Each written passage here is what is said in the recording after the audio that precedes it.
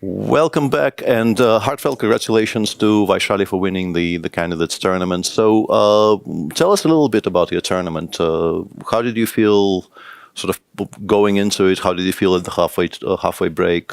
Yeah, thanks a lot. I think first off, my games were super shaky. I think I was just scoring points by luck. I think after almost maybe in the second half, my game started to become better. I felt, and the loss against Zujiner was very crucial. Yeah, that was an Sort of important game. changed. Yeah, it was an important game and sort of changed a lot. And I'm very happy that today I managed to win again. Yeah, I once again tried to refresh my memories of how your tournament went. And one impression I had was you had a number of setbacks and you kept on coming back and you kept on sort of recovering. You lost in round 5 to Zujiner in the first half, and then you had this very strange, very shaky game against Lachno, and then very shaky, frankly, game against Stan. And then in the second half, it seemed like you managed to completely refocus and continued playing very strongly. So what's the secret is the question, I guess. I think... Okay, I had this game with Stan. I felt very embarrassed winning that game. I felt I don't deserve it at all. But then, I just started to focus on the quality of my game more and then I already felt like my games were better. I was playing some decent moves, not... of course, I was getting into time trouble, but otherwise I think I was playing some decent chess and I already felt better. What was, after you lost that second game to Zujiner in round 12, what was... At that point, the tournament is wide open. It's very difficult to figure out who's favorite and how to approach it. What did you feel coming into the last 2 rounds after the final rest day?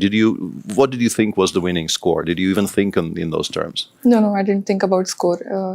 It was open, as you said, and everyone had chances. I thought I'll just give my best in the last 2 games. That's what I can do and hope for best. Having this 1-point lead, it sort of, I felt like a lot of pressure playing Zujiner. And once I lost that game, I felt like, okay, we are back to normal. Luckily we had rest day also, so it was good for me to reset and focus on the remaining games. And today you were in this strange situation where you're playing your own game, but you also, I guess, half watching what's happening in Bibisara's game. Were you actually paying serious attention to her game or just playing your own? A bit here and there, but not so much because I knew I anyway have to win my game. So, So you felt today is a must-win situation. You didn't really think, were you considering tie breaks and how were you approaching it? If it comes, it's okay. But anyway, I'll play my game and yeah. And maybe just briefly, I don't know if we can bring up were you surprised by Bishop E6? How much did you know? You can just drive from there. Yes, I think this Bishop B7 and Bishop E6, it's very tricky move. E6 is the main move. I know. Okay, of course, she surprised me with this dragon. I didn't expect, but I had some idea here. And Bishop E6, I knew I can take the pawn and Rook B8. I thought it should be better for me, but of course, this 2 bishops, it can get tricky. This Bishop B3 I thought was not so good, because... it's not great. Yeah, because I already felt like my king is safe now comparatively, and I think I was just playing around with pieces. Yeah, it felt like you clearly understand you're better, but also it's not immediately obvious how you're supposed to make progress, my plan was to exchange pieces, like queen or rook, even one pair of rook would be very good for me, and I was trying to get... Yeah, one sort of critical moment was when you played G4, and maybe this is the one discussion we can have sort of in detail. What was, were you trying to get the pawn to G5? Why did you feel that you needed to play G4 here? Okay, I wanted to play Rook D5, Rook D8. I saw that's... King H7, Rook D8, Rook A7, and again, I didn't know how to exchange my pieces. With G4, I think if she takes, like happened in the game, some mating net would come. Yeah, that actually worked out quite nicely for you, that was my plan, basically. I don't want to, bother you with computer lines because, takes Queen B6 is actually quite tricky, but it's... Here, Queen B6? Yeah. But it's not really important because I think I was planning to play rook d5. rook d5, and there's some counterplay here. I'm not entirely sure, but maybe rook a4 somewhere or something. Ah, Yeah. okay, okay. Wow. But yeah, these are computer lines which obviously But rook a4, I get rook d8. rook d8, but these positions maybe are not Some tricky. as clear as.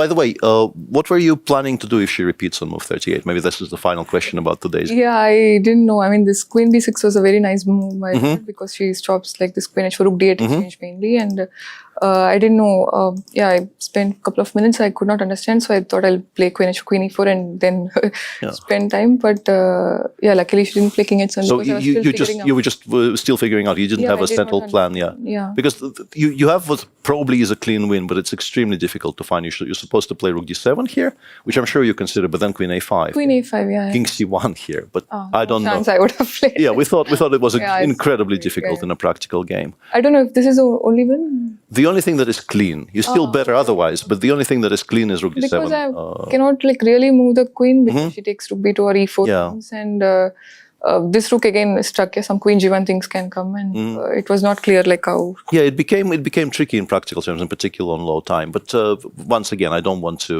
overload you with computer analysis because you played a very nice game in maybe one, two inaccuracies out of 40 moves. That's fine. So. How are you planning to prepare for the match? Like, what are the? I think I have not thought about it yet. Yeah, that was my next question. Like, yeah, I'm super excited. It's like a dream moment for me. Yeah, I'm very happy. Have you spoken to Prague yet? I mean, I just met him briefly. He said after c4 he felt fine. That was the only thing he said. Yeah. So, yeah. Any thanks, credits? Do you want to? Oh yeah, thanks to my amazing team.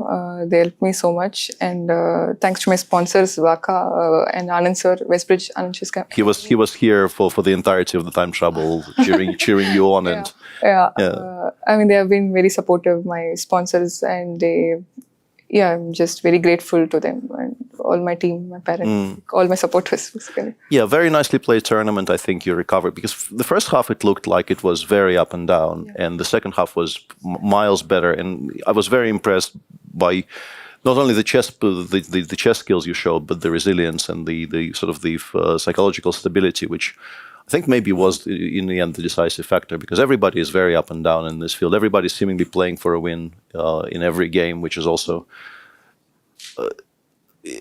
quite a striking difference, I think, to the open section, and a very welcome one. Yeah. Congratulations, and I'll let you be. Thank you very much for coming in.